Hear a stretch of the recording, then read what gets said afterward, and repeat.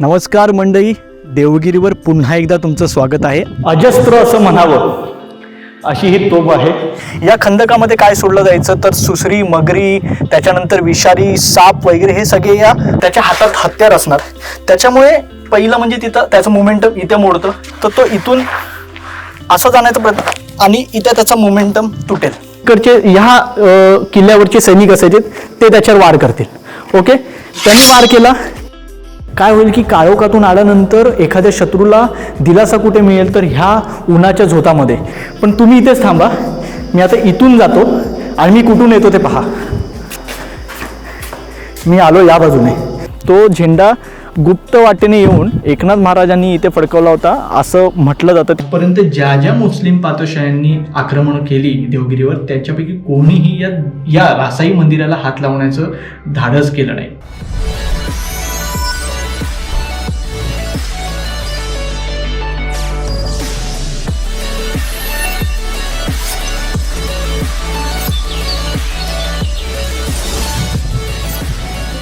नमस्कार मंडळी, देवगिरीवर पुन्हा एकदा तुमचं स्वागत आहे. आज आपण पुन्हा एकदा देवगिरीवर आलो आहोत. कारण इतकंच आहे की मागच्या वेळी जो काही दौरा आपण केला तर त्यावेळी आपले काही फाईल्स करप्ट झाल्या. म्हणजे आम्ही चेक केल्या होत्या तेव्हा त्या नीट होत्या. मुंबईत गेल्यानंतर असं लक्षात आलं की एका ठराविक पॉईंटपर्यंत व्हिडिओ चालतात आणि त्यानंतर स्टॉप होत आहेत पूर्ण. म्हणजे आत्ता मी इथे एक अशी दाखवेन व्हिडिओ की जी स्टॉप होते आणि त्यानंतर आत्ताचा व्हिडिओ आपण कंटिन्यू करू. रांधून भरून ठेवलेले असू शकतात इकडच्या सैनिकांसाठी. त्यांच्यानंतर तिथे त्यांच्यासाठी जागासुद्धा आहे. आत्ता आपण मेंढा तो पाहिला लागतो. सो बेसिकली इथे आहे खंदक आणि या बाजूला आहे मेंढा तोफ. पहिल्या भागात आपण काय पाहिलं तर 7 दरवाजे पाहिले. 7 दरवाजे पार केल्यानंतर त्यापूर्वी आपण हत्ती ओत पाहिला, भारतमाता मंदिर पाहिलं, पिरॅमिड स्ट्रक्चरचे बुरुज पाहिले, वॉच टॉवर पाहिले. हे सगळं पाहून झालेलं आहे. आत्ता आपण हा दुसरा भाग सुरू करतो आहे. आत्ता आपण आहोत मेंढा तोफेच्या बुरुजाच्या इथे. इकडून तुम्हाला काही वास्तू दिसत असतील तर इथे आहेत पाण्याचे रांजण. ओके, पाण्याचे रांजण पाहून झाल्यानंतर इथे एक ओपन वास्तू आहे. म्हणजे आता हा खाली भुयारी मार्ग जातो आहे. हा जो एक भुयारी मार्ग इथून जातो तो भुयारी मार्ग जातो इथून सरळ तिकडून उजवीकडे वळतो आणि बरोबर या बुरुजाच्या खाली जाऊन संपतो. मला असं वाटतं की हा जो मार्ग आहे तो कदाचित ती जी मेंढा तोफ आहे तर ती फिरवण्यासाठीचं जे मेकॅनिझम आहे ते कदाचित तिकडे खाली त्या काळात असू शकतं. आत्ता आम्ही इथून जात नाही आहे, पण मागच्या वेळी जेव्हा आम्ही आलो होतो तेव्हा आम्ही आतमध्ये जाऊन पाहिलं होतं की हे मेकॅनिझम, अर्थात आतमध्ये आता मेकॅनिझम नाही आहे पण ती वाट कुठपर्यंत जाते हे आम्ही पाहण्याचा प्रयत्न केला होता. आता आपण मेंढा तोफेच्या इथे जाऊया, चला. सो आत्ता आपण आलो आहोत मेंढा तोफ पाहायला. ह्या गडावरचं प्रमुख आकर्षण म्हणजे हे मेंढा तोफ. मेंढ्याच्या आकाराचं हे तोंड तुम्हाला दिसतंय त्यामुळे याला मेंढा तोफ म्हटलं जातं. थोडं जवळ आहे इथे तुम्हाला या तोफेचं आग दिली जाते. ओके, तर ती जी कळ असते तर त्याचं तोफेचा मारा त्या बाजूला. आता याचं आणखी एक वैशिष्ट्य म्हणजे ही तोफ फक्त 180च्या कोनात फिरते. ओके, आता वरच्या ज्या काही तोफा आहेत म्हणजे काला पहाड असेल किंवा धूळदान अर्थात श्रीदुर्गा तोफ असेल तर या 360 अँगल फिरायच्या. पूर्ण ही 180 अँगल फिरते. याचं कारण म्हणजे जेव्हा आपण याला किल्ला शिकण म्हणतो तेव्हा ही किल्ला उद्ध्वस्त करणारी तोफ ही पुन्हा पूर्ण फिरवून गडावर आक्रमण करू शकते आपल्याच. म्हणजे समजा कुठल्याही शत्रूने समजा मेंढा तोफेच्या या बुरुजापर्यंत ताबा मिळवला तर ही तोफ पूर्ण फिरवून तो थेट किल्ल्यावर आक्रमण करू शकतो. म्हणजे या खंदकाचा काही व्हॅल्यूज राहत नाही.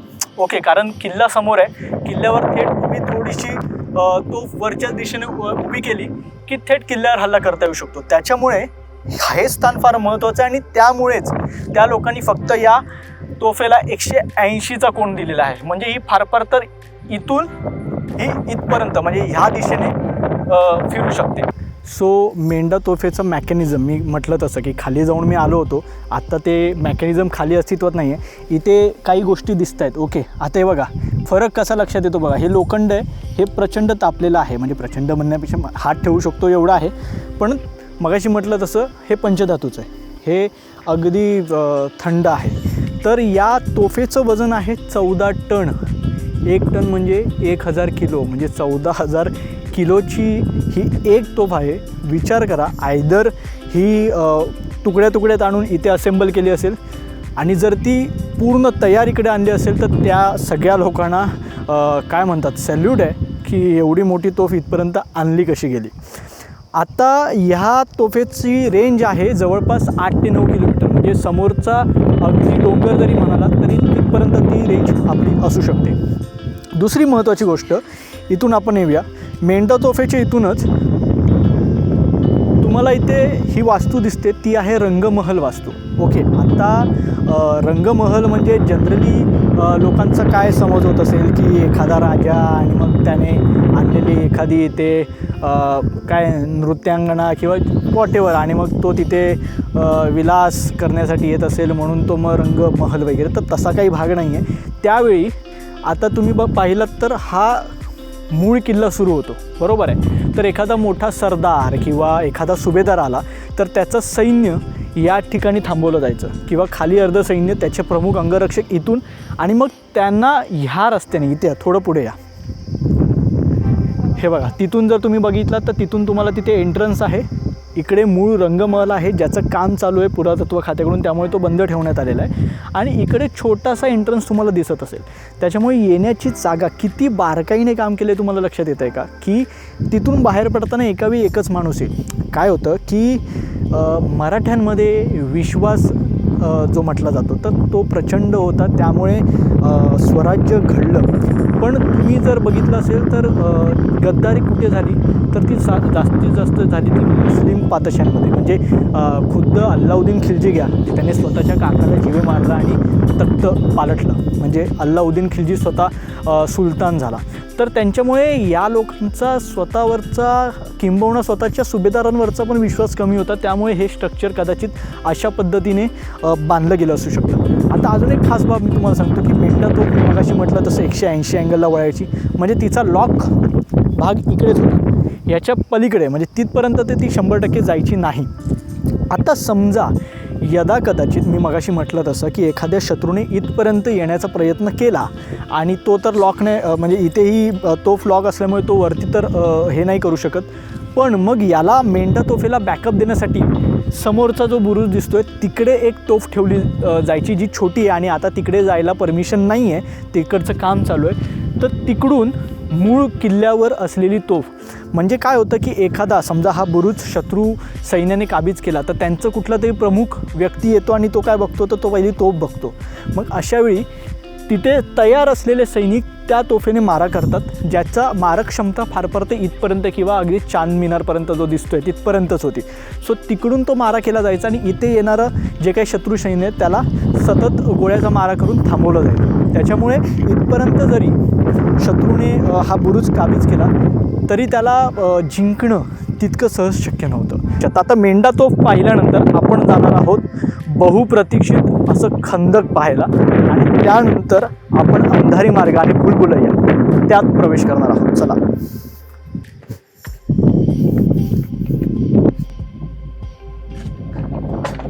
सो फायनली आपण बहुप्रतीक्षित अशा खंदकावरच्या या लोखंडी पुलावर आलेलो आहोत. हा लोखंडी पूल आत्ता काही वर्षांपूर्वी बांधण्यात आलेला आहे पुरातत्व खात्याकडून. त्यावेळी म्हणजे त्या तत्कालीन काळामध्ये इकडे चांबड्याचा पूल असायचा. चांबड्याचा पूल टाकून राजाला मुख्य गडावर घेतलं जायचं आणि पुन्हा तो चांबड्याचा पूल गुंडाळून ठेवला जायचा. त्याच्यानंतर इकडे औरंगजेबाच्या काळामध्ये ही दगडी या पायऱ्या वगैरे बांधण्यात आलेल्या आहेत. तिकडे आपण जाऊया, पण तत्पूर्वी या खंदकामध्ये काय सोडलं जायचं तर सुसरी, मगरी, त्याच्यानंतर विषारी, साप वगैरे हे सगळे या खंदकामध्ये सोडले जायचे. त्याच्यामुळे कुठलाही शत्रू हे खंदक पार करून पलीकडे येईल याची शक्यता फार कमी होती. आणि दुसरी महत्त्वाची गोष्ट म्हणजे ह्याची खोलीच जवळपास 60-70 फूट आहे. त्याच्यामुळे ते पोहून वगैरे पुन्हा ही तटबंदी चढायची तर हे फार अशक्य होतं. आपण आता ती जी दगडी पायऱ्या आहेत तर त्या आपण पाहायला जाऊया. मी फिरून येतो, तुम्ही इथेच थांबा. सो या ठिकाणी मी आलेलो आहे. ही जी दगडी पायऱ्यांची जी वाट आहे ती औरंगजेबाच्या काळात बांधण्यात आली आणि त्या काळामध्ये पाणी पूर्ण काठोकाठ इथपर्यंत भरलेलं असायचं. त्याच्यामुळे ही दगडी वाटसुद्धा पाण्याखाली जायची. ओके, आता मी इथून वर येतो आणि बाकीचं आपण वर आल्यावर बोलूया. या फिरून. आता थोडं आतमध्ये या ठिकाणी तुम्हाला एक महत्त्वाची गोष्ट दाखवायची. आता समजा शत्रूला ही दगडी वाट कळली तरी काय व्हायचं आता मी आत जाऊन तुम्हाला दाखवतो. की हा जो मोमेंटम आहे, हा बघा, हा लगेच उजव्या बाजूला काटकोनात वळवलेला आहे. मी तुम्हाला पहिल्या भागामध्ये सुद्धा सांगितलं की यातले बुरुज वगैरे ह्या सगळ्या ज्या गोष्टी आहेत ना, त्या काटकोनात लगेच उजव्या बाजूला वळवण्यात आल्यात, कारण आपला मोमेंटम असतो तो उजव्या बाजूला असतो. समजा इथून येणारा शत्रू हा फार तर एकच जण येऊ शकतो. तो आल्यानंतर त्याच्या हातात हत्यार असणार, त्याच्यामुळे पहिलं म्हणजे तिथं त्याचं मोमेंटम इथे मोडतं. त्याच्यानंतर वर असलेलं सैनिक जे कोणी असतात तर ते गरम तेल ओतणं वगैरे अशा प्रकार घडायचे, आणि त्यामुळे इथून आलेला कुठलाही शत्रू जिवंत इथून वर नाही जायचा. ओके, आत्ता ही वाट बंद आहे, जी आपण जशीच्या तशी बंद करूया, ही आपली जबाबदारी आहे. तुम्ही पण खाली जाण्याची गरज नाही आहे, कारण मी ते व्हिडिओमध्ये दाखवलेलं आहे. आत्ता आपण त्या दिशेने म्हणजे अंधारी वाटेच्या दिशेने जायला सुरुवात करूया. आता हा खंदक तुम्ही पाहिला असेल, इकडचे पिरॅमिड स्ट्रक्चर बुरुज हे बघा दिसतात तुम्हाला, जे वरच्या बाजूने आतल्या बाजूला झुकलेले आहेत, त्यामुळे वरच्या सैन्याला हल्ला करायला जास्त फायद्याचं ठरतं. आता पुढे या थोडं. आता समजा पकडून चाला की इथून शत्रू इथपर्यंत आलाच, तर तो काय करेल, तो ह्या पद्धतीने चालण्याचा प्रयत्न करेल. ओके, आता ह्या पद्धतीने थोडं या बाजूने या पुढे. इथे खास गोष्ट आहे, तो काय करेल, त्याचं लक्ष पुढे असेल, हातात हे असेल, तर तो इथून असं जाण्याचा प्रयत्न, आणि इथे त्याचा मोमेंटम तुटेल. हा बघा, आता एका दगडामध्ये सुद्धा किती त्यांचं दुर्ग स्थापत्य लपलेलं आहे ते बघा. हा एक दगड असा बाहेर काढण्यात आलेला आहे, जेणेकरून इथून हा जो शत्रू येतो त्याचा पाय इथे लागून तो पडू शकतो. सो त्याचा मोमेंटम तुटतो. आता हे सगळं पार करून पुन्हा तुम्ही अशा कंजेस्टेड एरियामध्ये येता. ओके, आता या कंजेस्टेड एरियामध्ये सुद्धा एक छोटासा दरवाजा ठेवला आहे, आणि तिथून आत गेल्यानंतर आपण कुठे जातो, तर अंधारी मार्गामध्ये जातो. हा अंधारी मार्ग आणि भूलभुलैया हा एकच प्रकार आहे, पण तत्पूर्वी आपण इथून आतमध्ये प्रवेश करूया. या. सो पुरातत्व खात्याने इथे काही लाईट्सची सुविधा केलेली आहे. ओके, त्यामुळे काही भाग हा अंधारात तुम्हाला दिसेल. आपण लगेच उजेडात येऊया. या पटकन. फायनली आपण उजेडात आलेलो आहोत. इथे एक फार मस्त गोष्ट घडली आहे. आम्ही जो मागे व्हिडिओ शूट केला होता ना, तर इथे आम्ही ना काही कॉलेजच्या विद्यार्थ्यांना घेऊन एक डेमो शूट केला होता, तो आता आपण सुद्धा करूयाच. सो इथून तुम्हाला दिसतोय तो अंधारी मार्ग, अर्थात भूलभुलैया. ही जी वाट तुम्हाला दिसते, हा बायपास पुरातत्व खात्याने 1952 साली बांधलेला आहे. खरं तर मूळ वाट जी आहे ती इथूनच जाते. आता तुम्हाला जर इथे दिसत असेल तर हा एक खांब दिसतोय, आणि तो बघा, तो एक खांब जो तुटलेला आहे. तर बेसिकली हे सगळं पॅक्ड होतं. हा पूर्ण अंधारी मार्ग तेव्हा का म्हटलं जायचं, तर हा पूर्ण अंधारी भाग होता. इथपर्यंत याचं पूर्ण स्लॅब होता, सो त्यावेळीचा दगडी स्लॅब, आणि इथे होता दरवाजा. आता एखादा शत्रू इथपर्यंत आल्यानंतर दरवाजा उघडला नाही जायचा. मग तो काय करायचा, तर जवळची वाट शोधली जायची. मग समजा इथे पुढे एखादा हा शत्रू सैनिक आहे, याने काय केलं, ही जवळची वाट बघितली, कारण त्याला तिकडून प्रकाश पण येतो आणि हवा पण येते. आता खाली या. आता एखादा शत्रू काय करेल, हे बघा, पहिलं तो मान बाहेर काढेल. इथे मान बाहेर काढली, इथे ऑलरेडी काही आपले इकडचे ह्या किल्ल्यावरचे सैनिक असायचे, ते त्याच्यावर वार करतील. ओके, त्यांनी वार केला, त्याची मान धडावेगळी केली की त्याला उचलून त्यांना बाहेर काढून आराम. आता हां, तू ये मित्रा, तसंच चालत, काय प्रॉब्लेम नाही. सो बेसिकली काय केलं जायचं, तर या सैनिकाला उचलून, म्हणजे त्याचं शिर तर धडावेगळं झालेलं असायचं, त्याला उचलून ही जी वाट आहे बेसिकली, तर इथून आतमध्ये नेलं जायचं. Okay, thank you so much. आत नाही नेलं तरी चालेल. सो बेसिकली ही वाट आता बंद केलेली आहे, मात्र त्या शत्रू सैनिकाला इथून आतमध्ये टाकलं जायचं. या आतमध्ये, हे बघा, या थेट खंदकापर्यंत त्यांना टाकलं जायचं, आणि त्यानंतर पुन्हा बाहेर येऊन पुन्हा तीच सुरुवात व्हायची. आता समजा यदा कदाचित इकडच्या 2 सैनिकांना शत्रू सैनिक मारायला यशस्वी ठरले, तर पुढची स्टेप काय असायची, तर इथे ह्या ठिकाणी 3 जागा देण्यात आलेल्या आहेत. या, ते बघा, तिथे आपले काही मित्र थांबलेले आहेत. सो इथे काही इकडच्या किल्ल्यावरचे इकडचे काही सैनिक इकडे तुम्हाला दिसत असेल बघा, इकडे आणि या समोरच्या भागात, ह्या 3 भागामध्ये इकडच्या गडावरचे सैनिक दबा धरून बसलेले असायचे. मग समजा इकडचे शत्रू सैनिक हा एक समजा 2-4 जण आत आले आणि इकडचा दरवाजा उघडायला ते यशस्वी ठरले, तर या काळोखामध्ये वरून बाणाचे म्हणजे बाणाचा हल्ला किंवा जे काही असेल, उकळतं तेल असेल, ह्या सगळ्या गोष्टी इथून हल्ला व्हायचा. आता तुम्ही म्हणाल की एवढ्या अंधारी भागामध्ये इथे बसलेल्या लोकांना कसं दिसायचं, तर हे सायन्स आहे बेसिकली. आपण आधीपासून जर अंधारात असू तर आपल्या डोळ्यांना त्याची सवय होते आणि आपल्याला काय हालचाल चालली ते दिसते. पण समजा आपण जर उन्हातून आलो एखाद्या अंधारी भागात, तर आपल्याला तो मोमेंटम यायला त्या सिच्युएशनला सेट व्हायला आपल्याला वेळ जातो. तर त्यामुळे इथे आणि बरं दुसरी गोष्ट म्हणजे त्यांचं मोमेंटम हलवण्यासाठी इकडे लोखंडी खिळे टाकले जायचे, ज्याला 4 कोण असायचे. म्हणजे कुठलाही खिळा टाकला तर त्याचं कुठला तरी एक टोक वरती येईल, त्याला विष लावलेलं असायचं. त्याच्यामुळे त्याच्यावर पाय पडला की विषाने तरी त्या सैनिकाला मारायचं आहे किंवा त्याचा मोमेंटम हलायचा. कारण तो काय करेल, तो इकडे होणारा हल्ल्यावर लक्ष देईल की पायात गेलेल्या खिळ्यांवर लक्ष देईल. सो एकंदर ही जी डिफेन्स सिस्टीम आहे ती अशा पद्धतीची आहे. आत्ता इथून अगदी कोणी सुखरूप गेलं तर मग त्याचा प्रवेश व्हायचा या अंधारी भागामध्ये. चला, सो अंधारी मार्गामध्ये प्रवेश करण्यापूर्वी या सगळ्या मंडळींचे धन्यवाद देणं जास्त महत्त्वाचं आहे, कारण त्यांचा पूर्ण मोठा ग्रुप होता. पण त्यातल्या त्यात हिंमत करून ही 5 मंडळी माझ्याबरोबर थांबली, बाकीची सगळी. कारण बरोबर आहे, कॅमेराचा एक हे असतो, काय म्हणतात त्याला, भीती असते. एकेकाचं नाव सांगा आणि मग तुम्ही गेला तरी चालेल. नाव? माझं आकाश नाव आहे. आकाश बिन्नर. आकाश बिन्नर. पुढे? जोशवा कांबळे. ओ अच्छा, शैलेश गायकवाड. जीत गाडे. माझं रवींद्र वैरागर. मी तुझं नाव घ्यायला विसरलो कारण माझा माईक आहे, त्यामुळे तो आवाज जाईल. जोशवा कांबळे. ओके या 5 मित्रांचं धन्यवाद. तुम्ही तुमचा प्रवास सुरू करू शकता. आत्ता आम्ही या अंधारी मार्गातून आज जाणार आहोत. तुमच्या काही मित्रांनी हा बायपास केलेला आहे. सो वरती जाऊन पुन्हा ते तुम्हाला भेटतीलच इथून. Thank you so much. कुठलं चॅनल आहे? Road wheel Rane. So finally अंधारी मार्गामध्ये आपण आलेलो आहोत. एखादा शत्रू इथे आल्यानंतर साहजिक आहे अंधारामध्ये चाच पडणार आणि त्यानंतर बघा हे सगळं उंच सकल करण्यात आलेलं आहे. का तर सतत शत्रूचं मोमेंटम हलवण्यासाठी. ओके, लक्षात आलं. त्यानंतर इथे काही लोखंडी खिळे वगैरे असायचे ज्याच्यावर मी मगाशी म्हटलं तसं विष वगैरे लावलेलं असायचं. आत्ता इथे बघा, ही छोटी पायरी, पुन्हा मोठी पायरी, पुन्हा लगेच छोटी पायरी, पुन्हा मोठी पायरी. म्हणजे सतत इथे एकतर अडकून पडायचं आहे किंवा तो जो मी सतत मगापासून एक मुद्दा सांगतो की मोमेंटम हलतं, तो हा प्रकार आहे. आता त्यानंतर काय होतं की इथून वरती ना एक भाग कट करण्यात आला आहे, त्याच्यामुळे हा जो उन्हाचा झोत आहे ना तो नॅचरल आहे, जो आधीपासून तसाच आहे. काय होईल की काळोखातून आल्यानंतर एखाद्या शत्रूला दिलासा कुठे मिळेल तर ह्या उन्हाच्या झोतामध्ये. त्याच्यामुळे तो धावत धावत पहिलं काय करेल तर तो उन्हाच्या झोतापर्यंत येईल आणि वर बघण्याचा प्रयत्न करेल. वर बघताना तोपर्यंत वरचं असलेलं सैन्य, त्याच्यावर गरम तेल किंवा गरम पाणी किंवा उकळतं तेल जे काही म्हणता येईल तर ते ह्या दोन्ही बाजूने टाकलं जायचं.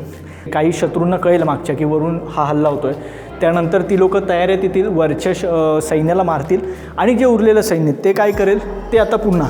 पण तुम्ही समजून घ्या की आत्ता आपल्याकडे लाईट आहे, आपण खास लाईट आणलेली आहे, पण हा सगळा अंधारी भाग आहे आणि या अंधारी भागामध्ये ह्या एवढ्याशा छोट्या जागांमधून तुम्हाला जायचं आहे.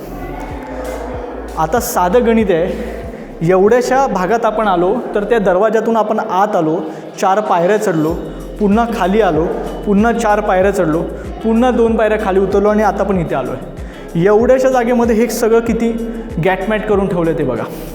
सो इथे आल्यानंतर सुद्धा तुम्हाला ही एक मोठी पायरी दिसेल आणि त्यानंतर ही बघा, ही छोटीशी एवढी उंची वाढवण्यात आलेली. आता त्याचं पण मोमेंटम कसं आहे, समजा हा पूर्ण अंधार आहे, पुन्हा तुम्ही हे ॲज्युम करा की आपण हे सगळं अंधारात करतो आहे. एखादा शत्रू सैनिक इथे अंधारात चाच पडेल आणि हा पाय पडून इथे आपटू शकतो आणि हा कपाळमोक्ष होऊ शकतो. लक्षात आलं. किंवा पुन्हा तुम्ही थोडं मागे व्हा, एखादा व्यक्ती समजा इथून हा इथपर्यंतच पडला समजा, तर तो काय करेल तर आधार शोधण्याचा प्रयत्न करेल. आधार शोधताना काय करेल तर बाजूला काय मिळते का बघेल आणि पुन्हा ह्या भिंतीचं स्ट्रक्चर बघा, थोडं पुढे या, हे ह्या पद्धतीने आत गेलं आहे. त्याच्यामुळे हे असा हात शोधायला पाहिजे, पुन्हा तोंडावर पडण्याचा प्रयत्न किंवा तोंडावर पडण्याची स्थिती निर्माण होऊ शकते. आता हे सगळं डेमो तुम्हाला दाखवण्याची एवढीच म्हणजे हे करण्याचं कारण एवढंच आहे की तुम्हाला ते प्रत्यक्ष कळलं पाहिजे की हा प्रकार नेमका काय. कारण तुम्ही आल्यानंतर नेमकं काय बघाल की बाबा हां हे असं अमुक ओबडधोबड बांधकाम आहे, पण त्याच्या मागे सुद्धा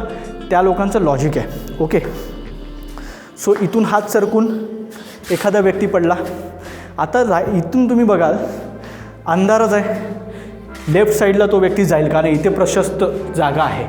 प्रशस्त जागा आहे पण समोर जाऊन स्पीडमध्ये जाईल आणि कपाळमोक्ष होईल. कारण जागा प्रशस्त आहे, एखादा व्यक्ती काय करणार ते प्रिफर करणार ना, त्या पद्धतीने. थोडी लाईट वर पकडा. त्यानंतर हा एक भाग आहे, हा प्रशस्त ठेवला आहे, पण इथेसुद्धा हा इकडे कपाळमोक्षच आहे. जायचं तर वाकून जायचं आहे. मग मूळ मार्ग कुठे आहे तर तो हाच आहे. आलं लक्षात. समजा इथे पण मी पुन्हा पाय सरकून जर पडतो आहे, कारण हे बघा ह्या स्लिपरी दिल्या आहेत, तर तुम्हाला लक्षात येईल की हे ओबडधोबड आहे, हे हा भाग स्लिपरी आहे. समजा इथून पण मला तोंडावर जाऊन इकडेच पडायचं आहे शत्रू सैन्याला. चला ठीक आहे. आता पुन्हा मी ह्या भागात आलो. आता थोड्या वेळासाठी लाईट कार्तिक फिरव, लाईट मागे फिरव. काळोख झाला पूर्ण. तुम्हाला अंदाज आला असेल की या काळोखात मी पुन्हा खालच्या स्तरावर आलो आहे, मला पुन्हा वर जायचं आहे. आता लाईट इथे घे. हे बघा आता मला पुन्हा वर चढायचं आहे. मी पुन्हा खाली 2 पायऱ्या जातो आहे. साधं गणित आहे, नॉर्मल तुम्हाला हे असं करता आलं असतं ना, पण त्या लोकांनी काय केलं, ही पायरी इथून 1 पायरी वर चढत आहे आणि 2 पायऱ्या खाली जात आहे. तुमचा मोमेंटम बिघडतो आहे. त्यानंतर तुम्हाला मगाशी दिसलं नसेल पण इथे या थोडं पुढे, हा बघा हे जातीये वाट. आता ह्याची 2 कारणं आहेत. एक तर इथे आलेल्या सैन्याला कापून इकडून खंदकात टाकून द्यायचं. आत्ता तेवढी जागा नाही आहे, आता तिथे फार तेवढी जागा उरली नाही. मला जर तुम्ही हा गोप्रो जर पुढे नेला तरी बघा तिथे एवढीच जागा ओपन आहे. पण एकतर काय म्हणतात त्याला, व्हेंटिलेशनसाठी ही महत्त्वाची जागा होती. त्याच्यामुळे इथे आपलं सैन्य म्हणजे किल्ल्यातलं जे सैन्य ते त्यापैकी काही सैनिक इथे लपून राहायचे आणि इकडे येणार आहे म्हणजे इथे मोमेंटम मोडतो आहे. सो तिथे मोमेंटम हलतो आहे. सो इकडच्या सैनिकांना त्यांना मारणं सोपं जाणार आहे. आता पुन्हा मी जसं म्हटलं मागे पण पहिल्या भागात म्हटलं की याचा जो फेरा आहे तो उजव्या बाजूला गेलेला आहे बघा, बरोबर आहे. डावरी लोक आहेत त्यांना हे फार सोपं जाईल, पण उजव्या लोकांना मी असं पळत येतो. समजा मी सैन्यामध्ये, हा माझा हात, मी इथे जाईन तर इथे जाईन ना स्पीडमध्ये, कारण मला काळोखात काहीच दिसत नाही आहे. त्यामुळे सतत दोन्ही बाजूला तुमचा कपाळमोक्ष होत राहतो. चला आता ही पण वाट बघा, ही काळोखातली आहे. कार्तिक पुन्हा एकदा तुझं जी लाईट आहे ती फिरव. हा बघा हा काळोख, पुन्हा लाईट घे आणि हा मी पुन्हा तुम्हाला दिसायला लागेल. सो हा इतका काळोख आहे. पुन्हा त्याच पद्धतीचं जे काही स्ट्रक्चर आहे जे मी तुम्हाला म्हटलं की ओबडधोबड, तर हे पुन्हा आत्ता किती पायऱ्या चढायच्या आहेत, 2 3 पायऱ्या चढलो. चला या पटापट. पुन्हा 1 2 3 तिसरी पायरी बघा, तिसरी पायरी एखादा घसरेल, आलं लक्षात. या चौथी. तुम्ही फायनली या ठिकाणी पोचता. ओके. आता तुम्हाला हे ऊन दिसत असेल, पण तुमच्या माहितीसाठी की ही वाट आत्ता पुरातत्व खात्याने ओपन केलेली आहे. मगाशी मी जो तुम्हाला तो बायपास दाखवला ना, ज्या पुरातत्व खात्याने ज्या पायऱ्या बांधल्यात त्या इथून डायरेक्ट येतात. सो तुम्ही ॲज्युम करा की ही वाट बंद आहे, ही वाट सुरूच आहे. आता अजून एक खास गोष्ट म्हणजे तुम्ही आयदर इथून जाऊ शकता नाही तर इथून जाऊ शकता, पण तुम्ही इथेच थांबा. मी आता इथून जातो आणि मी कुठून येतो ते पहा.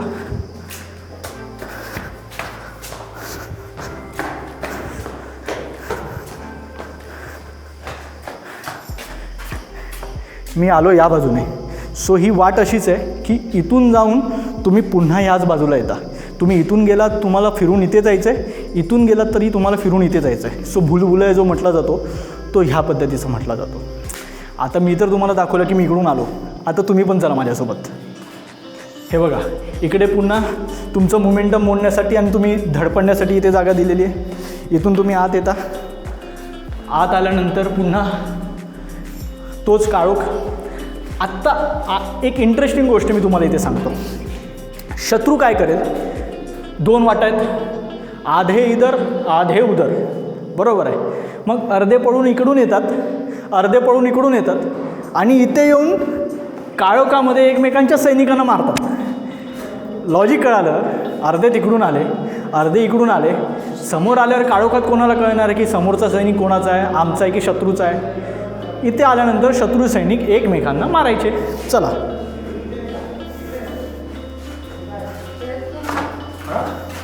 सो तुम्ही सतत ह्या भूलभुलैयामध्ये फिरत राहता. आता मगाशी जिथून आपण शूट सुरू केलं ना, आपण पुन्हा तिथे आलेलो आहोत. आता तुम्ही विचार करा की हे एवढं सगळं सुरू आहे, त्यामध्ये काय होतं की अचानक तुम्ही इथे गोंधळत असता आणि अचानक थंड हवेचा झोत तुम्हाला इथून येतो, बरोबर आहे. आणि मग एखादा व्यक्ती पुन्हा इकडे जाण्यापेक्षा काय करतो, हे आता बघा, हे स्ट्रक्चर आता बंद ठेवलेलं आहे. ओके, हे आधी खुलं होतं.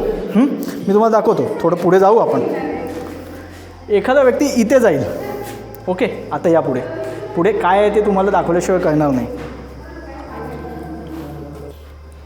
या बघा, इथे होत्या पायऱ्या, 4 पायऱ्या आणि त्याच्यानंतर डायरेक्ट खंदक. ओके, म्हणजे तुमचा भुयारी खड्डा. आता त्याची स्टोरी मी तुम्हाला आता सांगतो. ओके, सो काय व्हायचं की या भूलभुलैयातून फिरून एखादा व्यक्ती या थंड हवेच्या झोताकडे जायचा. कारण का, तर मार्ग कुठेतरी सापडला पाहिजे ना. मग 4 पायऱ्या उतरण्यासाठी एखादा व्यक्ती काय होतो की काहीच नाही मिळतं म्हटलं, 4 पायऱ्या उतरायला मिळतं, त्याला वाटते वाट आहे. तो 4 पायऱ्या उतरून लगेच पुढची पायरी घसरणारी. एकदा तो घसरला की जवळपास 50 ते 20 फूट मी तुम्हाला दाखवलं ते खाली आपटायचा. त्याच्यानंतर घरंगळत पुन्हा ती वाट अजून 60 फूट खाली आणि डायरेक्ट खंदकामध्ये. सो काय लॉजिकने आत्ता ही वाट बंद ठेवलेली नाही, तर आपल्यातला एखादा कोणतरी जायचं आतमध्ये आणि डायरेक्ट खंदकात मिळायचा. म्हणून ही सिमेंटने आणि लाकडाने ही वाट बंद करण्यात आली. आता तुम्ही म्हणाल की एवढं सगळं फिरून आलो सतत, तर नेमकी वाट कुठे? तर या इथून जेव्हा तुम्ही येते ना, एक वाट जाते तुमची उजवीकडे. ही उजवीकडची वाट जाते वर. चला, सो मी म्हटलं तशी ही खरी वाट आहे जी गडाकडे जाते, पण तिथे पण वरती ट्विस्ट आहे. त्याच्यापूर्वी थोडं पुढे या. इथे आल्यानंतर इथे एक खोबणी ठेवलेली, मी आता आत जाऊन दाखवतो तुम्हाला. ऐक, हे बघा, इथे आपला एखादा सैनिक लपून राहील जो शत्रू आल्यावर त्याच्यावर वार करेल. ओके, चला बाहेर येऊया. सो आत्ता हे पुन्हा ह्या पायऱ्या चढून अखेर दमून तुम्ही वर येता. तुम्हाला उजेड यायला तर सुरुवात होते, पण वाट अजून संपलेली नाही आहे. चला,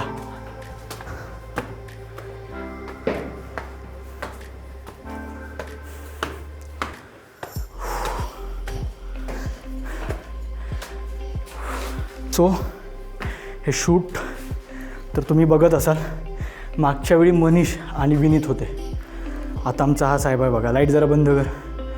हां, दिसला कार्तिक जाधव, जो लाईट पण पकडली आहे आणि ही बॅग पाणी वगैरे घेऊन तो माझ्यासोबत येतो आहे. सो या शेवटच्या काही पायऱ्या चढल्या की फायनली तुम्ही इथे पोचता. पण मी मगाशी जो ट्विस्ट म्हणालो तो आहे बघा, ह्या लोखंडी प्लेट्स. सो या लोखंडी प्लेट्सवर तेव्हा काही विषारी केमिकल्स वगैरे टाकले जायचे आणि तो धूर तयार केला जायचा.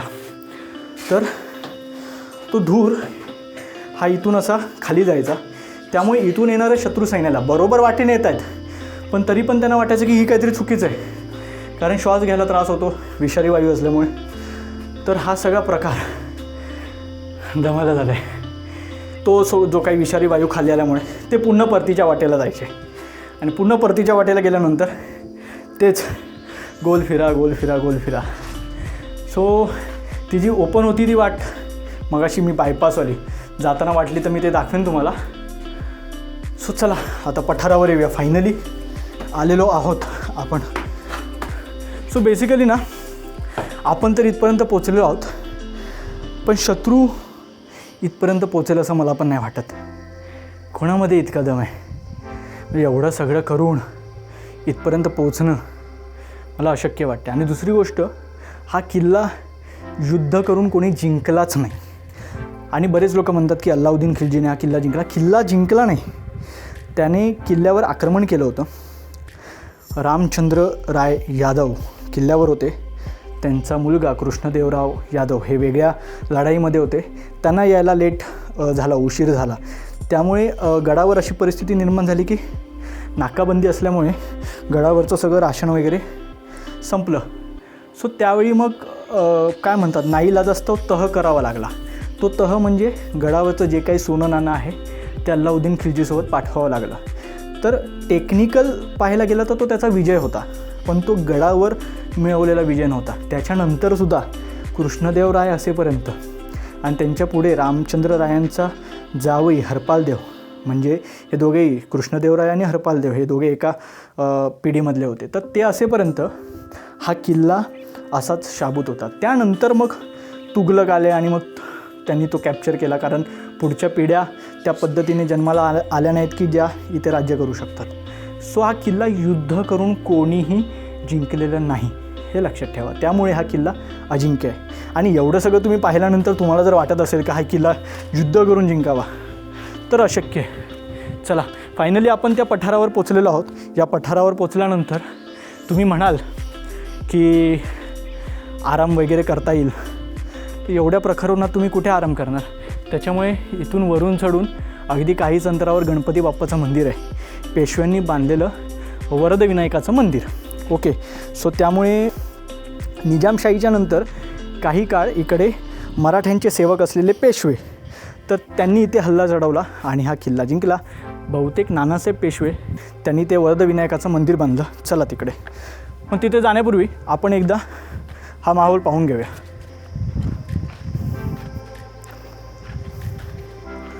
सो इथून तुम्हाला दिसत असेल, पुन्हा आपण उजळणी करूया.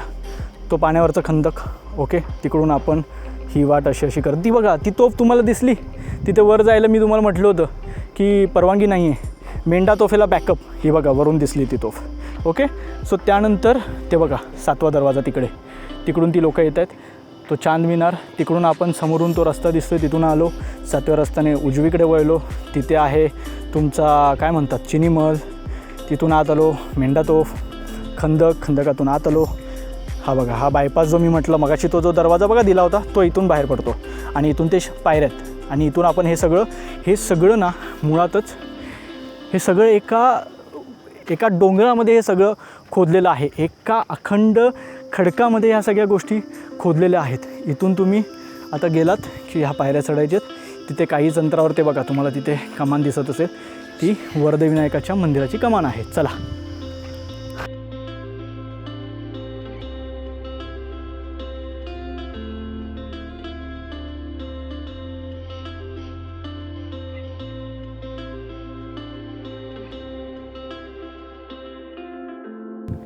भूलभुलैया पास केल्यानंतर काहीच अंतरावर हे संकट विनायकाचं मंदिर आहे. ओके, इथे पूर्वी यादवांच्या काळात महादेवाचं मंदिर होतं, मात्र परकीय आक्रमणानंतर हे महादेवाचं मंदिर उद्ध्वस्त केलं गेलं. त्यानंतर जेव्हा मराठ्यांचे सेवक पेशवे त्यांनी या गडाचा ताबा घेतला, त्यावेळी नानासाहेब पेशव्यांनी या महादेवाच्या उद्ध्वस्त मंदिराच्या जागेवर गणपती बाप्पाची प्रतिष्ठापना केली आणि तिकडे संकट विनायक हे नाव दिलं गेलं. तर हे संकट विनायकाचं दर्शन घेतल्यानंतर आत्ता आपण या मार्गाने थेट वरती मार्गाला लागू आणि बारादरी, त्याच्यानंतर वरती आहे जनार्दन स्वामींची गुहा, तिथे दर्शन घेऊ. आणि त्याच्यावरती आहे धूळदान उर्फ श्री दुर्गा तोफ आणि त्याच्या अगदी समोर आहे काला पहाड तोफ. चला. ही वाट एवढी चढून पुन्हा तो वळसा घालून आपल्याला इथपर्यंत यायचं आहे. आणि आम्ही म्हटलं थोडं मधली वाट आहे तर तिथून जाऊया. आणि ही अवणी आहे. राहायला कुठे बाबू?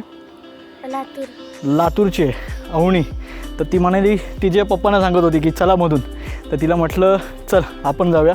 पप्पा आणि आई तिचे चालले त्या मार्गाने, आपण ह्या मार्गाने जाऊया. चल बाबू.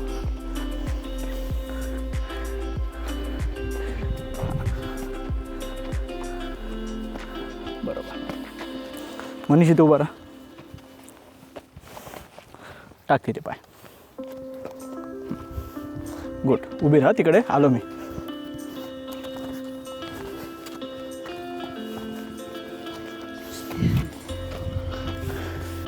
आम्ही पोचलेलो आहोत.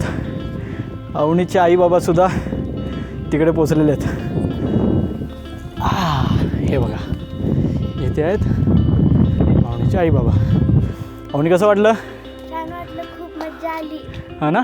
आणि इंटरेस्टिंग गोष्ट म्हणजे अवनीचं आणि तिच्या या छोटूशा बहिणीचं, त्या दोघांचं यूट्यूब चॅनल पण आहे, बरोबर? काय नाव आहे? Kittu Kittu production. Bittu Kittu production. So आता अवनीला पाहिलात तुम्ही, तिचं बिट्टू किट्टू प्रोडक्शन पण जाऊन नक्की पहा. आता बघा, हा रूट आपण एवढा बायपास केला. आणि दुसरी गोष्ट, ही जी वाट होती ना, ही फार रिस्की नव्हती. ओके, त्यामुळे अवनीची इच्छा होती, त्यामुळे आपण थोडीशी डेअरिंग केली. बाकी वाट एकदम इझी आहे. तुम्हाला जर नसेल जमणार तर तुम्ही रिस्क घेऊ नका, सोबत कोण असेल तरच या. शक्यतो हीच वाट तुम्ही पण ट्राय करा. इकडच्या वाटेने येण्याचा प्रयत्न करू नका. पण थोडंसं काहीतरी, आता देवगिरीवर आल्यावर म्हटल्यावर ॲडव्हेंचर पाहिजे, त्यामुळे मग आम्ही अवनीसोबत ॲडव्हेंचर केला. बाय.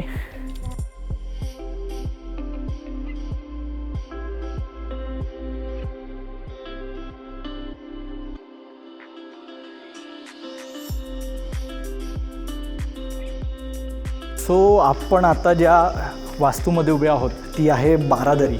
ओके, तर बारादरी ही त्या काळातली, म्हणजे आता बारादरी कोणी बांधली तर निजामाच्या काळामध्ये, म्हणजे मलिक अंबर जेव्हा होता, तर या मलिक अंबरचं फार मोठं योगदान आहे निजामशाहीमध्ये.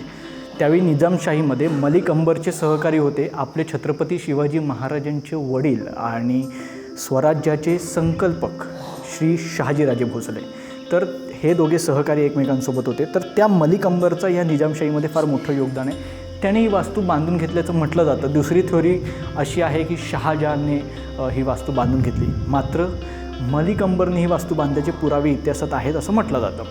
तर आता ही बारादरी वास्तू आहे ती अर्थात राजघराण्यातील लोकांसाठी. आणि इथे जर तुम्ही हे स्ट्रक्चर पाहाल तर काही स्ट्रक्चरमध्ये तुम्हाला इथे लाकूड दिसेल. हे बघा, लाकडाचा वापर करण्यात आलेला आहे.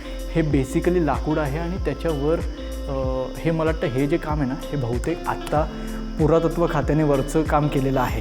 कारण त्यावेळीचे हे दगड मला वाटत नाहीत, ह्या सगळ्या विटा मला आत्ताच्या वाटत आहेत. कदाचित ही वास्तू तेव्हाची लाकडाची असू शकते, मला वाटतं मूळ जी वास्तू आहे. कारण हे बघा, तुम्ही खाली पण जर पाहिलात तर हे लाकूड आहे. ओके, हे तुम्हाला दिसत असेल. तर ही पूर्ण वास्तू लाकडाची होती असं म्हटलं जातं. आता हे सगळं थोडंसं भक्कम करण्याच्या दृष्टीने मला वाटतं पुरातत्व खात्याने बाहेर त्याच्यामध्ये वेगवेगळे बदल केले असतील. आता ही वास्तू अशी आहे की या वास्तूतून बऱ्यापैकी अख्खं देवगिरी गाव किंवा दौलताबाद गाव जे म्हणतात ते पूर्ण दिसतं आहे बघा, म्हणजे अगदी. आणि तुम्ही जर प्रामुख्याने जर पाहिलात तर मलिक अंबरने बांधलेला अंबरकोट हा जो प्रकार आहे, तर हा अंबरकोट प्रकार हा बघा, इथून तुम्हाला हा दिसेल. ही जी काही उरलेली तटबंदी आहे ना, ही बघा, ही तटबंदी आहे महाकोटाची. ओके, त्याच्यानंतर आतमध्ये काळाकोट आणि त्याच्यानंतर ही जी बाहेरून जी तटबंदी जाते बघा, तिथे एक तुम्हाला दरवाजा दिसतो आहे का, त्या दरवाजाने ना आपण रासाई देवीच्या मंदिरात जाणार आहोत. तर मी जे म्हटलं होतं ना की या गडाला 52 दरवाजे आहेत, तर त्यापैकी तो एक किल्ला. असं जर तुम्ही आता याला गेलात ना, घृष्णेश्वराच्या मंदिराच्या ठिकाणी किंवा वेरूळच्या लेण्यांच्या ठिकाणी, ह्याच रोडने आपल्याला जायचं आहे, तर त्या रोडने जेव्हा तुम्ही जाता तेव्हा तुम्हाला त्यातले काही दरवाजे आणि काही बुरुजं दिसतात. तर ही बारादरी ही खास आहे, कारण त्यावेळीचे राजे रजवाडे लोक ह्या बारादरीमध्ये येऊन राहायचे. आत्ता आपण जनार्दन स्वामींच्या गुहेच्या आतल्या बाजूमध्ये आहोत. माझ्या मागे जी दिसते श्री दत्तांच्या पादुका आहेत. या ठिकाणी श्री दत्त महाराजांनी फकीराच्या रूपात जनार्दन स्वामींकडे येऊन भिक्षा मागितली होती आणि त्यानंतर त्यांची ती भेट झाली आणि त्यानंतर त्यांना जो अनुग्रह गुरुमंत्र मिळाला तो या ठिकाणी मिळाला.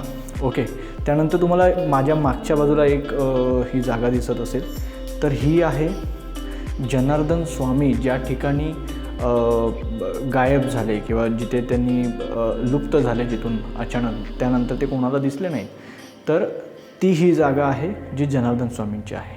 आता इथे आमचे एक आजी आहेत, त्यांचं नाव आहे रुक्मिणी. आणि त्या मागच्या 25 वर्षापासून या ठिकाणी एकट्या येतात. रोज सकाळी येतात. इकडची सगळा जो काही हा केर कचरा आहे तो काढणं, ही जागा स्वच्छ ठेवणं. तर मागच्या 25 वर्षांपासून निस्वार्थीपणे ही सेवा त्या आजी करत आहेत. गडाखालून येतात, गड चढतात, ही सगळी जागा स्वच्छ ठेवतात आणि त्यानंतर पुन्हा गड उतार होतात. तर त्यांनी सांगितल्याप्रमाणे अर्थात अनुभवी आहेत, मागच्या 25 वर्षापासून त्या इथे आहेत, त्यांना इकडची जागा माहिती आहे. इथून थोडं पुढे गेल्यानंतर आपण जाऊया तिकडे. तर तिकडे 5 मार्ग दिसत आहेत आणि एक पाण्याचं टाकं दिसतं आहे. त्यांच्या म्हणण्यानुसार ही जी वाट आहे ती पुरातत्व खात्याने आत्ता नवीन तयार केलेली आहे. मूळ वाट ही मागून आहे आणि मूळ गुफासुद्धा अगदी मागून अत्यंत प्रशस्त आहे. ती तुम्हाला जुन्या इतिहासकारांच्या पुस्तकांमध्ये पाहता येईल. आत्ता ही एवढीच वाट आपल्याला आत्ताच्या दर्शकांसाठी, प्रेक्षकांसाठी, पर्यटकांसाठी आणि गिरीप्रेमी, दुर्गप्रेमींसाठी, इतिहास अभ्यासकांसाठी ही एकच वाट सध्या खुली आहे. आत्ता आपण थोडं पुढे जाऊया. आजींनी सांगितल्याप्रमाणे थोडं आता लाईट्स वाईज आपण थोडं जाऊया. इथून हे पाण्याचं टाकं दिसतं. ओके, हे पाण्याचं टाकं तुम्हाला दिसत असेल आणि इथे साधारण त्या 5 वाटा ज्या म्हणत आहेत आजी त्या जातात. आता हे फक्त हे जे आहे प्रत्यक्ष हे आपल्याला कधी कळलं असतं, जेव्हा आपण त्या मूळ वाटेवरून गेलो असतो तर आपल्याला ते कळलं असतं की नेमकं काय आहे. पण आत्ता ते पाहता यायचं नाही. इथून तुम्हाला इथून चढल्यानंतर इथे उजेड वगैरे पडतो, ते आपण चढण्याचा प्रयत्न करूया. नाही,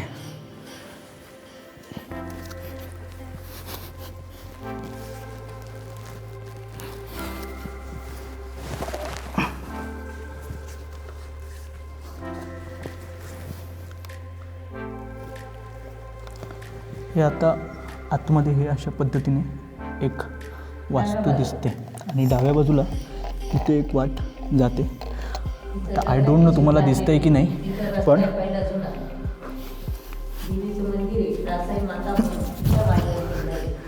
कुठे ह्या बाजूला आहे का? अच्छा. सो काल जिथे रासाई देवीच्या मंदिरात आपण गेलो होतो तर ह्या गुहेच्या पलीकडे त्या रासाई देवीच्या मंदिराची ते पण जाता येतं असं आजीने आताच सांगितलं. आता इथे आहे ते एक गुहेचा एक भाग आहे. मूळ गुफा जी प्रशस्त आहे ती मागच्या बाजूने आहे. त्याची एक जुनी वाट कुठून जाते ती आपल्याला माहिती आहे, पण ती पूर्णपणे बंद केली आहे. मी ती वाटेचं तोंड तुम्हाला दाखवतो आणि जी प्रशस्त वाट जी मागून आहे ती दुसऱ्या बाजूला आहे. पण ती एक वाट आपण आता बघू पटकन. आता जाऊ या. हां, पुढून हा जो आहे तो बंद आहे. इकडे मी मगाशी जाऊन आलो होतो. तिकडे वरून जी वाट आहे, चटके लागायला सुरुवात झाली. मगापासून चप्पल घालून होतो.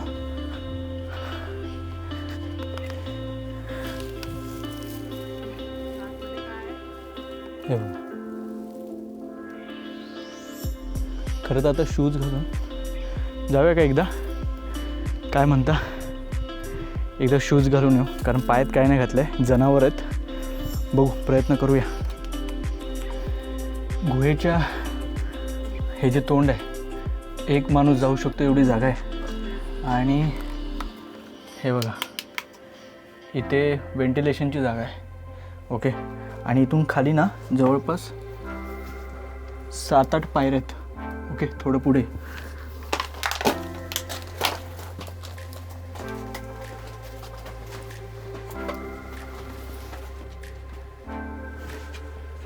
आणि मगाशी जो पाण्याचा तळ दाखवला ना त्या बाजूने, तो हा बघा, हा तो पाण्याचा तळ. आता ही वाट बंद आहे त्यामुळे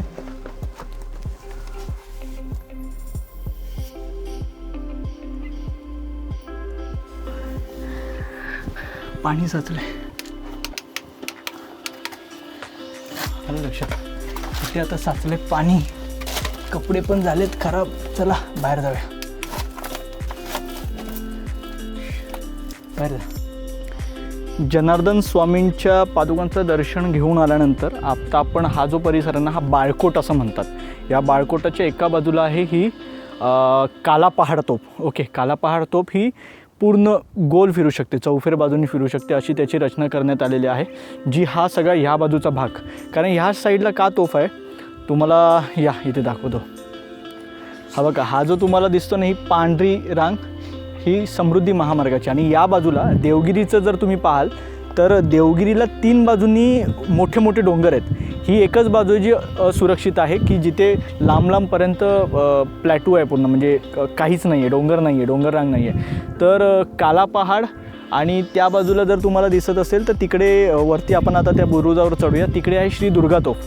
आता त्या आजींनी सांगितल्याप्रमाणे आजींची थेअरी अशी होती की एकनाथ महाराजांनी त्यावेळी औरंगजेबाचं राज्य होतं, मोगलाई किल्ल्यावर आली होती पण त्यांचा झेंडा वरती फडकला नव्हता. तो झेंडा गुप्त वाटेने येऊन एकनाथ महाराजांनी इथे फडकवला होता असं म्हटलं जातं, ती त्यांची थेअरी आहे. ही काळा पहाड तो पाहून झाल्यानंतर हा छान मस्त समृद्धी महामार्गाचा नजारा पाहायचा. आत्ताच 6 वर्षात तयार झालेला हा महामार्ग आहे, पण 6 वर्षात इतका मेगा हायवे प्रोजेक्ट देणं हे महाराष्ट्राच्या दृष्टीने खूप महत्त्वाचं होतं. अर्थात विषयांतर होतं आहे, आपण पुन्हा जाऊया. ही समोर दिसते त्या ठिकाणी आहे श्री दुर्गा तोफ. ओके, तर श्री दुर्गा तोफेला धूळदान तोफसुद्धा म्हटली जाते, म्हणजे जी एखाद्या शत्रूची धूळदान उडवून टाकेल ती धूळदान तोफ. तर चला, अजस्त्र असं म्हणावं अशी ही तोफ आहे, पंचधातूने बनलेली आहे. एवढ्या गरमीमध्ये सुद्धा, एवढ्या प्रखर उन्हामध्ये सुद्धा ही तोफ थंड आहे, म्हणजे तितकी गरम झालेली नाही आहे जितकं लोखंड झालं असतं. आणि ह्या ज्या वस्तू आहेत ना, यांच्याशी एक वेगळं नातं आहे. म्हणजे काही लोक येतात ते या तोफांवर बसायला येतात, त्यांना फोटो पाहिजे असतात. आम्हाला ही तोफ आमची वाटते, ते जे नातं आहे ह्या तोफेसोबतचं, कारण तोफेसोबत इतिहास लपलेला आहे, इतिहास दडलेला आहे. या तोफा, या वाटा, ही बुरुज, हे भुयारी मार्ग हा आपल्या महाराजांनी किंवा यादवांसारख्या मराठी सत्तेने कशा पद्धतीने इतिहास घडवला ते या तोफा सांगत असतात, ही बुरुज सांगत असतात. त्यामुळे तोफांवर बसण्याऐवजी आठवण म्हणून तुम्ही जरूर फोटो काढा, मात्र त्यावर बसताना 100 वेळा विचार करा. वर या, इथे या तोफेचं नाव लिहिलं आहे श्री दुर्गा तोफ. हे बघा, इथे लिहिलं आहे श्री दुर्गा तोफ. ओके, आता हा जो भाग आहे हा बत्ती देण्याचा भाग आहे. ओके, आता प्रके घाणेकर सरांसारख्या दुर्गा अभ्यासकालासुद्धा आश्चर्य वाटतं की एवढी भली मोठी तोफ किल्ल्याच्या सर्वोच्च माथ्यापर्यंत कशी आणली असेल. आणि हा आश्चर्याचाच विषय आहे. हा जो काही काय म्हणतात, हे जे स्ट्रक्चर जे उभं केलं आहे ते खरं तर पुरातत्व खात्याने केलं आहे. हे आधी खाली होती ही तोफ, आणि या तोफेचं तोंड वरच्या दिशेला होतं, जेणेकरून त्याची रेंज आहे ती समोर दिसणाऱ्या किमान या समोरच्या प्लॅटूपर्यंत ती जाईल, अशा पद्धतीने या तोफेचं नियोजन होतं. या बाजूला कदाचित, हे बघा, ही खालची जी बाजू आहे, इथे हे तुम्ही लाकडी ओंडका टाका आणि अशा पद्धतीने याचं स्ट्रक्चर असू शकतं. म्हणजे ती जी हलवण्यासाठी काय म्हणतात, त्याचं डायमेन्शन बदलण्यासाठी कदाचित त्याची रचना केली जाऊ शकते. मी जसं म्हटलं तसं हे स्ट्रक्चर आहे ते पुरातत्व खात्याने बनवलेलं आहे. किल्ल्याच्या सर्वोच्च माथ्याला पोचलो आहोत. संपूर्ण दौलताबाद अर्थात देवगिरी शहर आम्ही इथून पाहतो आहे. हा व्हिडिओ तुम्हाला नक्की आवडेल अशी आशा आहे. व्हिडिओ आवडला असेल तर सबस्क्राईब करा. मगाशी 2दा सांगितलेलं आहे, मगाशी मजेत सांगितलं, आत्ता वाक्य बदललं. मी म्हटलं व्हिडिओ आवडला तर सबस्क्राईब करा, लाईक करा. व्हिडिओत काय गोष्टी पाहायला आवडल्या, तुम्हाला काही नवीन माहिती होतं जे आम्हाला माहीत नव्हतं का, किंवा तुम्हाला जे माहीत नव्हतं जे आमच्यामुळे कळालं का, अशा सगळ्या गोष्टींची माहिती कमेंट्समध्ये सांगा. आणि जाता जाता फक्त एकच विषय होता, इथे काही सुरक्षा रक्षक जे आहेत तर त्यांच्यासाठी पुरातत्व विभागाने, अर्थात आता कसं आहे की थर्ड पार्टी सिक्युरिटी एजन्सी असतात, त्यांचे सुरक्षा रक्षक इथे तैनात आहेत. मात्र पुरातत्व खात्याची किमान जबाबदारी आहे की माणुसकी दाखवून त्यांच्यासाठी एखादं, आता एवढे स्ट्रक्चर उभे केले आहेत तुम्ही, तर एखादं शेल्टर त्यांच्यासाठी उभं करावं वेगवेगळ्या ठिकाणी, जेणेकरून त्यांना किमान एवढ्या प्रकरणामध्ये कुठे आणि कसं उभं राहायचं आणि किती लोकांना तुम्ही हँडल करायचं, एक बसण्याची जागा त्यांच्यासाठी करा. एवढीच मागणी आहे या व्हिडिओच्या निमित्ताने. आता ही व्हिडिओ तुम्ही शेअर केल्यामुळे ही मागणी जास्तीत जास्त लोकांपर्यंत पोहोचेल, या गडाची माहिती जास्तीत जास्त लोकांपर्यंत पोहोचेल. देवगिरी शेवटपर्यंत अजिंक्य राहिलेला किल्ला आहे. कोणाचा बाप इकडे युद्ध करून हा देवगिरी जिंकू शकला नाही. म्हणजे यादवांकडून सुद्धा देवगिरी हा फितुरीने जिंकला गेला. अल्लाउद्दीन खिलजीच्या तेवढी ताकद नव्हती. कशात तो पॉज तुम्ही समजून जा. त्यामुळे फितुरीने जिंकलेले हा मुस्लिम पातशाह आहेत. त्यांना उत्तर म्हणून हा देवगिरी आहे. अजंठा वेरूळ लेणी आहेत, त्याच्यानंतर घृष्णेश्वराचं मंदिर आहे. अशा बऱ्याच गोष्टी आजूबाजूला पाहता येतात. तर त्या पाहताना हा देवगिरीसुद्धा पाहायला या. पुढच्या व्हिडिओमध्ये भेटूया. देवगिरी कसा वाटला तो जरूर कळवा. जय हिंद, जय महाराष्ट्र.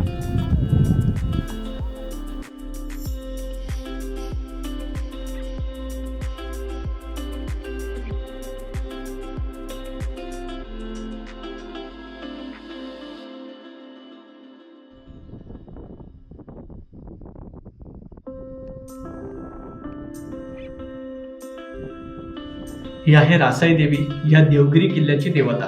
प्रत्येक गडावर किंवा कुठल्याही वास्तूला तुम्ही भेट दिला तर त्या ठिकाणची देवता असते. या देवगिरी किल्ल्याची ही देवता. किल्ल्याची जेव्हा निर्मिती झाली तेव्हा रासाई देवीचं हे मंदिर इथे बांधण्यात आलं असं म्हटलं जातं. देवगिरी किल्ला जर तुम्ही पाहिला तर तो फार एका बाजूला आहे आणि रासाई देवीचं मंदिर अगदी त्याच्या मागच्या बाजूने आहे. त्यामुळे किंवा एक लोकभावना किंवा एक दंतकथा सांगितली जाते की जर देवीच्या तुम्ही ठेवण जर तुम्ही पाहिली तर या देवीने हा अख्खा डोंगर, हा देवगिरी किल्ला आपल्या डोक्यावर किंवा आपल्या खांद्यावर तो घेतला असा भास होतो. त्यामुळे या मंदिरावर आजपर्यंत ज्या मुस्लिम पातशाह्यांनी आक्रमण केली देवगिरीवर त्याच्यापैकी कोणीही या रासाई मंदिराला हात लावण्याचं धाडस केलं नाही. बरेच लोक देवगिरीला भेट देतात, मात्र रासाई देवीच्या दर्शनाला येणं टाळतात असं म्हणता येणार, कारण फार एका बाजूला आणि कोणाला माहिती नाही की रासाई देवीचं मंदिर नेमकं कुठे आहे. त्यामुळे खास आपण देवगिरीचा हा सगळा शूट केल्यानंतर रासाई देवीचं दर्शन घ्यायला आलो. त्यामुळे रासाई देवीचं दर्शन घेतल्याशिवाय तुमची देवगिरीची परिक्रमा पूर्ण होणार नाही. त्यामुळे रासाई देवीचं दर्शन नक्की घ्या.